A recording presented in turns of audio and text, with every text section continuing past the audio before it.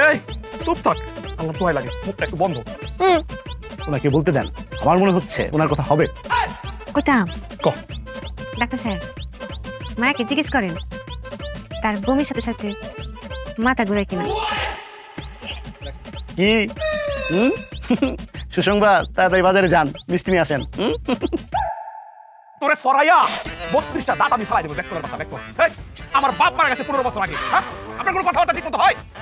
আপনার কথা হয়, আমার কথা আসলেই হয় না। আপনার কথা আগেও হতো না, চিকিৎসা করেন। আপনার মার পরিস্থিতি দেখে যা বোঝা যাচ্ছে তার ফুড পয়জন হয়েছে। আমার মনে হচ্ছে সে কোনো কিছু দেখে ভয় পাইছে। চিকন ঘাম দেখে এটাই মনে করতেছি।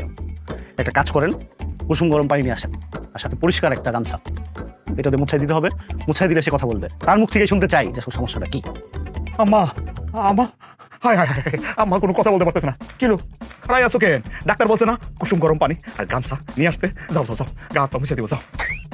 এই, আল্লাহর দোহাই লাগে, তোর দুটা পায়ে ধরি। নতুন করে বুদ্ধি খাটানোর কোনো চিন্তাও তুই করবি না। যাবি, কুসুম গরম পানি আর গামছাটা নিয়ে আসবি, ঠিক আছে? তুমি আমাকে গুনার ভাগিদার কেন করছো?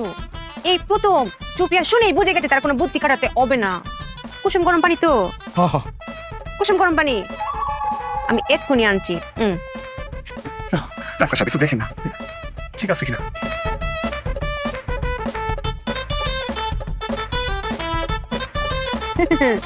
জীবনে এই প্রথম কোনো বুদ্ধি না খাটিয়ে কথা বুঝে ফেলেছি। পানি গরম হয়ে গেছে।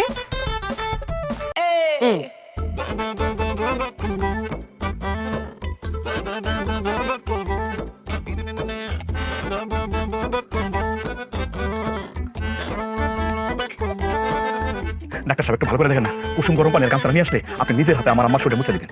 আপনার কথা হয় না কেন? আমি মহিলা মানুষের গা মুছাই দিব? ও, এই প্রথম আপনার কথা হয়।